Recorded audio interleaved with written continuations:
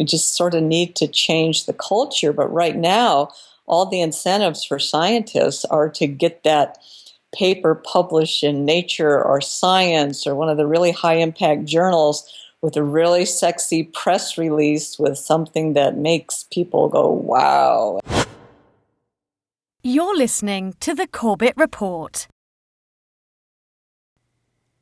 Welcome, friends. This is James Corbett of CorbettReport.com coming to you in a conversation that's being recorded on the 10th of June, 2016 here in Japan. Today I'm joined on the line by Judith Curry, a professor of climatology who was the former chair of the School of Earth and Atmospheric Sciences at the Georgia Institute of Technology. She's the co-author of Thermodynamics of Atmospheres and Oceans and co-editor of Encyclopedia of Atmospheric Sciences. She's published over 140 scientific papers. She has her own blog at judithcurry.com. And attentive Corbett Report listeners will know that I did also post her testimony at the Commerce Committee hearing on Data or Dogma back in December of 2015. So I'll put the link in the show notes to all of those resources so you can check them out. Dr. Judith Curry, thank you so much for taking the time to talk to us today. Well, thank you for inviting me. It's my pleasure. Excellent. Well, as I just told you off air, I've been following your work for years. Your blog is excellent and really a valuable resource for people who are looking for insight into the sticky science/policy issues that arrive out of uncertain sciences like climate science. So I will direct people there if they haven't been to Climate Etc. yet, and I hope they will do so. But I wanted to use as the springboard for our conversation a recent blog post that you had on The Republic of Science, which is also the title of a 1962 essay by Hungarian-British polymath Michael Polanyi, I'm probably pronouncing that wrong, who was a chemist and a philosopher and an economist and did all sorts of amazing work, including writing an essay called The Republic of Science, Its Political and Economic Theory. Rather than me trying to butcher what this essay is about and putting it into its proper context, perhaps you can explain a little bit about this essay and why your thoughts turned to it recently. Well, the essay, to understand where this is coming from, Polanyi was Hungarian, and he was very concerned about oppression of science in sort of the top-down kind of government that he saw. And so he wrote this essay, as a plea for decentralized science. And again, the essay in the 1960s reflects sort of a mid-century view of elite science just at the time when the UK and US were contemplating big government investments into science. And so he used a market kind of analogy to how scientists work and, the invisible hand and analogies to market where the coin of the realm is really more publications and respect by your peers, okay, which is how that goes. And I can't even remember why I was reminded. Oh, it was a tweet. Somebody tweeted, and it reminded me of this essay. And I thought, oh my gosh. I mean, it's really fun to look at that and see what science looks like today and how that vision, really matches up. And of course, I was personally interested in looking at how this is playing out in terms of the policy relevant sciences, climate science being, my personal area of expertise, but the same concerns that I have about how this is playing out in climate science, you also see in the psychological sciences, in nutrition, medical sciences as well, where the invisible hand is no longer invisible, is very much driven by politics, government investment, and commerce. Okay, and this is torquing science, big science in very different ways that were not envisioned by Polanyi. And some of the sort of checks and balances in the system that Polanyi wrote about have become dysfunctional. And so the market is no longer a free market of ideas, if you will, but something that's, become very much torqued by government politics and commerce. So, on the note of Polanyi's identification of those forces that work to moderate science, let me just quote a couple of paragraphs from his essay where he says, both the criteria of plausibility and of scientific value tend to enforce conformity, while the value attached to originality encourages dissent. This internal tension is essential in guiding and motivating scientific work. The professional standards of science must impose a framework of discipline and at the same time encourage rebellion against it. They must demand that in order to be taken seriously, an investigation should largely conform to the currently predominant beliefs about the nature of things, while allowing that in order to be original, it may to some extent go against these. The authority of scientific standards is thus exercised for the very purpose of providing those guided by it with the independent grounds for opposing it. The capacity to renew itself by evoking and assimilating opposition to itself appears to be logically inherent in the sources of the authority wielded by scientific orthodoxy. Does that correspond, in your experience, to the standards of scientific orthodoxy and rebellion that we're seeing play out right now? And if so, how? Well, it feels like physics that are relatively untouched by, politics and commerce. I think Polanyi's ideals still hold up. But once you have politics and commerce entering into this, it becomes very difficult to be a maverick, so to speak. There are huge incentives against being a maverick. I mean, how did the dietary cholesterol pronouncements, sustain for many, many decades without being challenged? And then all of a sudden it just fell apart on a time scale of 6 months. How does that happen? Well, there's a lot of commercial interests and, the grand poobahs of science, who declare something. And it's, when your funding and your reputation depends on favorable opinions by the big shots in science, so to speak, it's just not in your interest to go against that. And so that sort of stifles the kind of, the dissent that, Polanyi sought. In physics, it's still, the goal to really overturn the way, something about the way people think. But in a field like climate science or nutrition, it's not good for your career. I mean, at least in the short term. And the young scientists can't really buck the establishment. They do so at the risk of their career. And I've talked to too many young scientists, in the climate field who, are either keeping their heads down and just not working on certain problems, or who are leaving the field. And that's not, so the invisible hand is not invisible anymore, and it's torquing science in a certain direction, and there's a social contract between the elite scientists and the governments, the funding stays high, it's like, and it's implicit, but it is very much embedded in everything that we do in climate science. And it's very tough to be a maverick, if you will, and try to go against the grain. Well, these are the questions that you gesture towards in the comments in that blog post, where you say, what happens when the externalities of the Republic of Science produce perverse incentives and careerism becomes a dominant incentive that requires publishing a lot of papers rapidly and producing headline-worthy results? Who even cares if these papers don't survive scrutiny beyond their press release? You also say, what happens when the hand guiding science isn't invisible, i.e. science is driven by politics, such as a political imperative to move away from fossil fuels and towards renewable energy?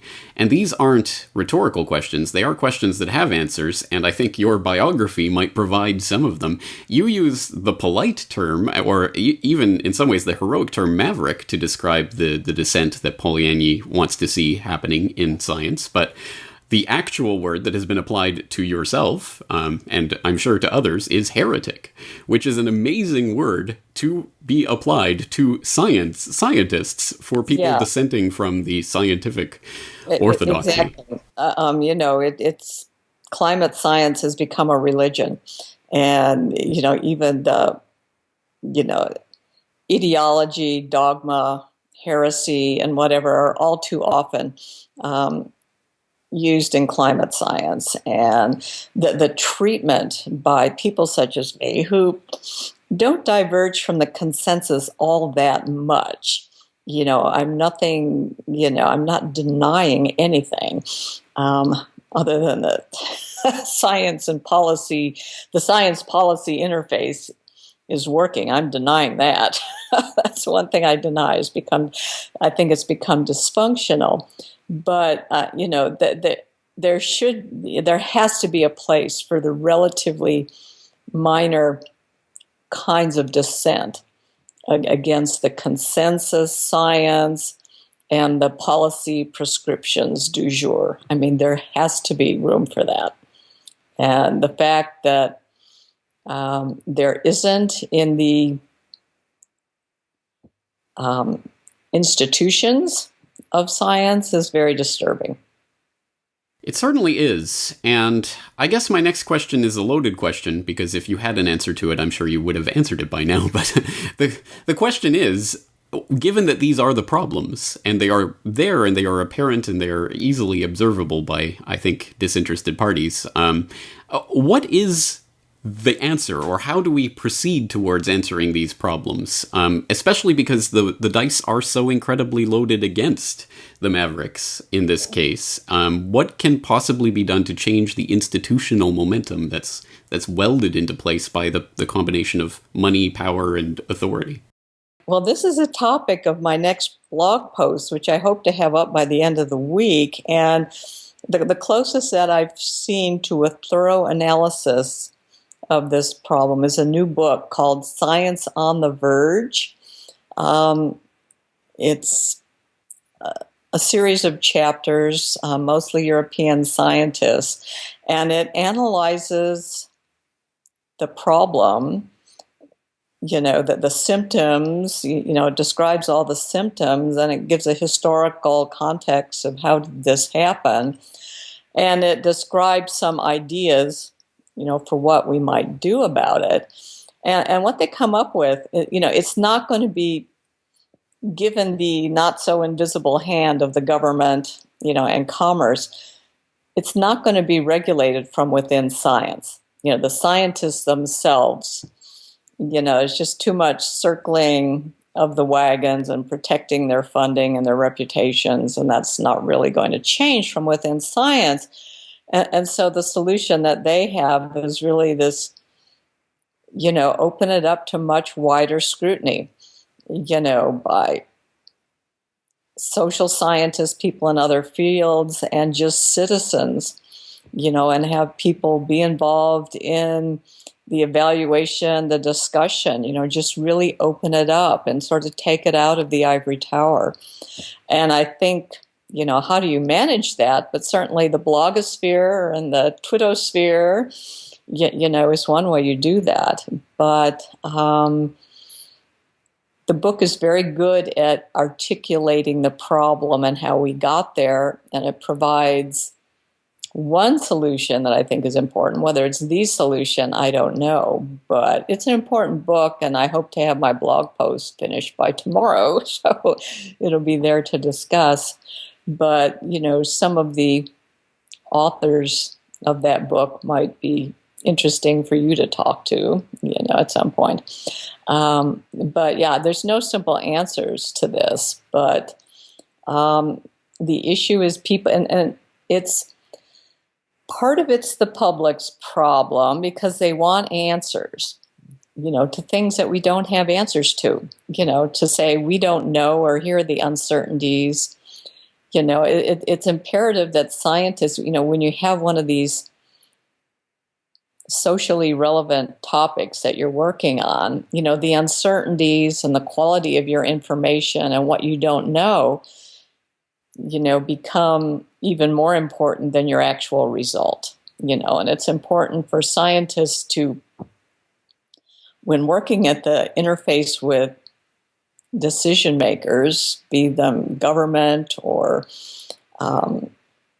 industrial, that you make it very clear what you don't know and really objectively characterize the quality of the information that you do have and talk about the uncertainties. And you just sort of need to change the culture. But right now, all the incentives for scientists are to get that paper published in Nature or Science or one of the really high-impact journals with a really sexy press release with something that makes people go, wow. And then, then that's a big feather in your back. And, 2 weeks later, people may have found massive flaws in it, but it doesn't matter. You still got the publication, and you got your name in the mainstream media, and it looks good for your university, and it's a victory.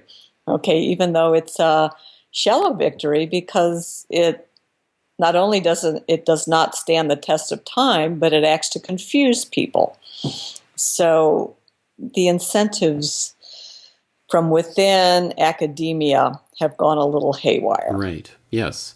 In some ways, it doesn't seem like it's even that difficult of a problem because, as you say, in areas of particle physics or things that are very far removed from the public sphere, maybe that the traditional way that this has functioned can continue to function. But when it starts to impinge on various aspects of society that brings in various stakeholders with their own viewpoints and their own knowledge bases, if only we had a way to get all of these people interacting and talking to each other on a platform. Oh, it's called the internet. It's here. It's already here. Why is it not being made more use of?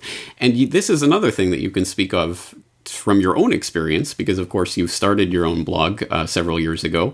As I understand, at least partly as an attempt to engage with people who have these kinds of criticisms with climate science. So can you talk about that experience? Yeah, I mean, this has been career changing.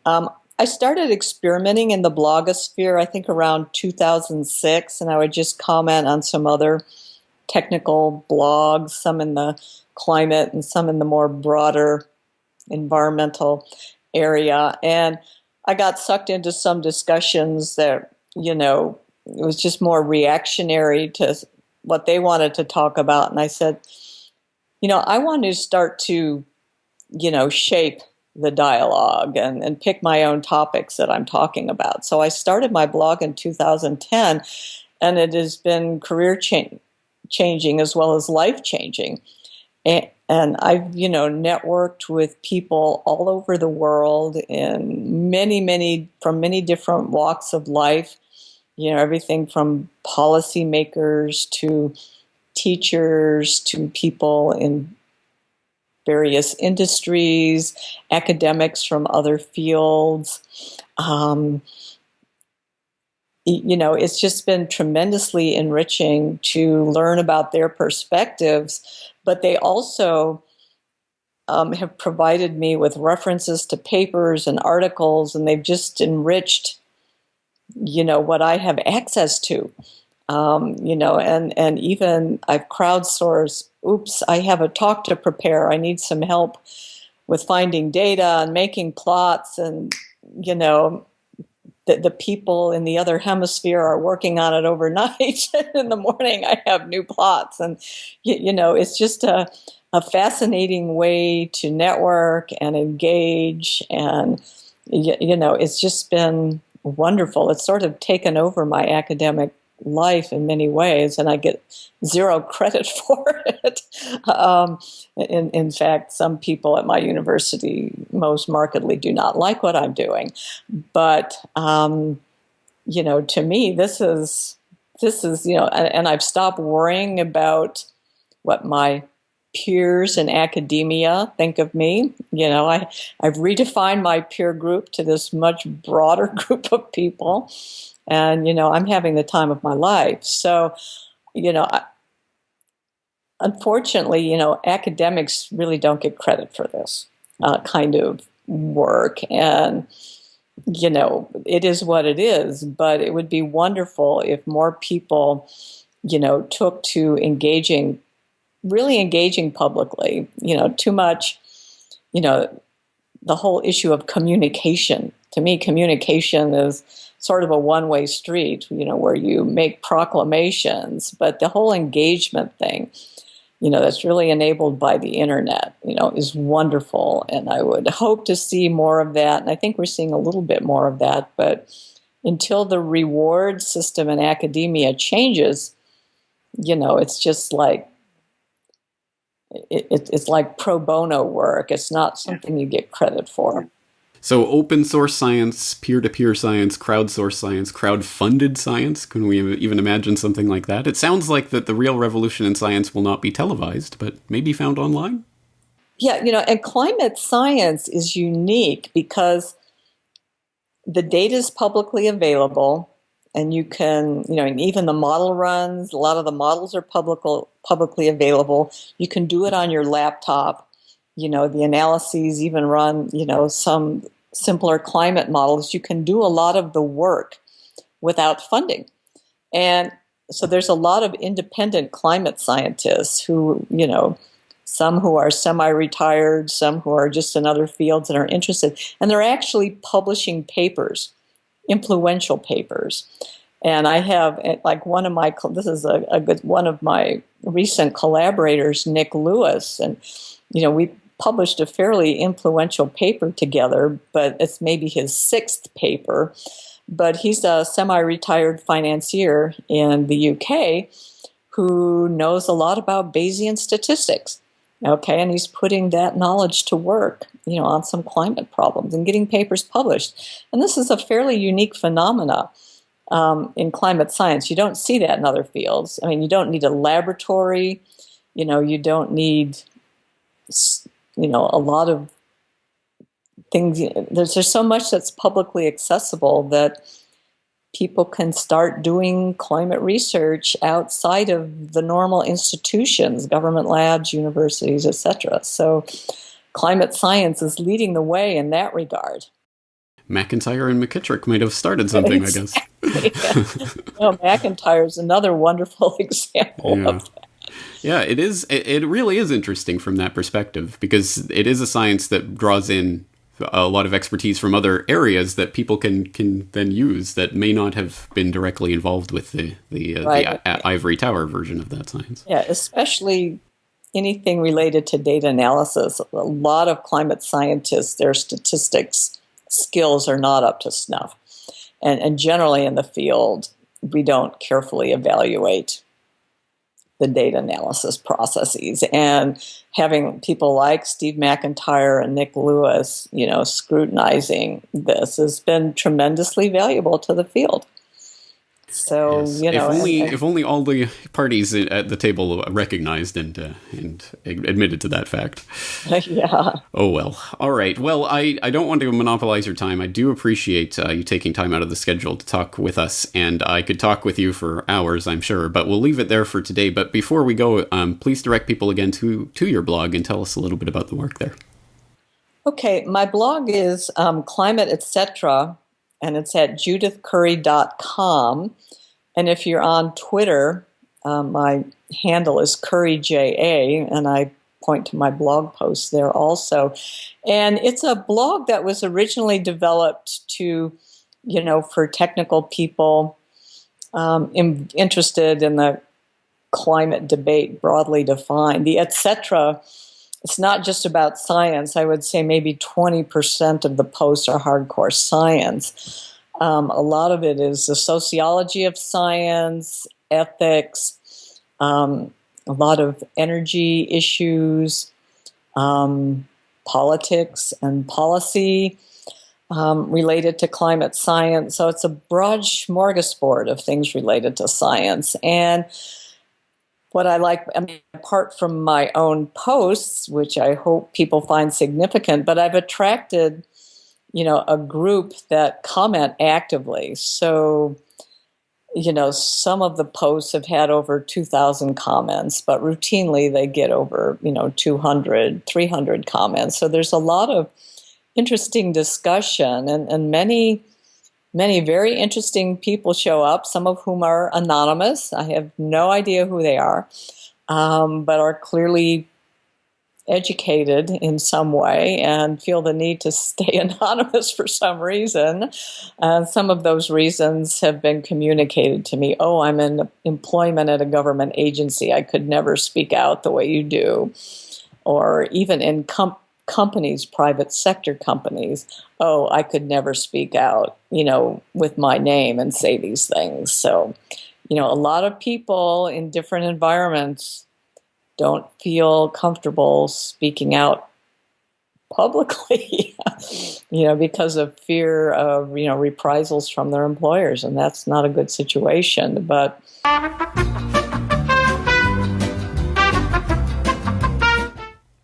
sorry, folks. I'm afraid Judith Curry was having some internet problems, and we lost the connection at the very end of that conversation. But I will direct you to judithcurry.com. I hope you do go there and check out Climate Etc. It is a very interesting blog, and I hope that the conversation today entices you to do so. That's it for today. James Corbett, CorbettReport.com. Talk to you again real soon.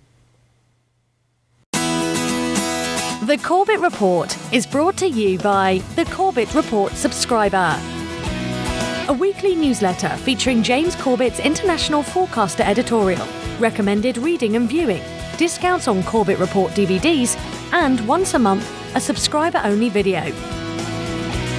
Sign up today to start receiving your copy at corbettreport.com/support.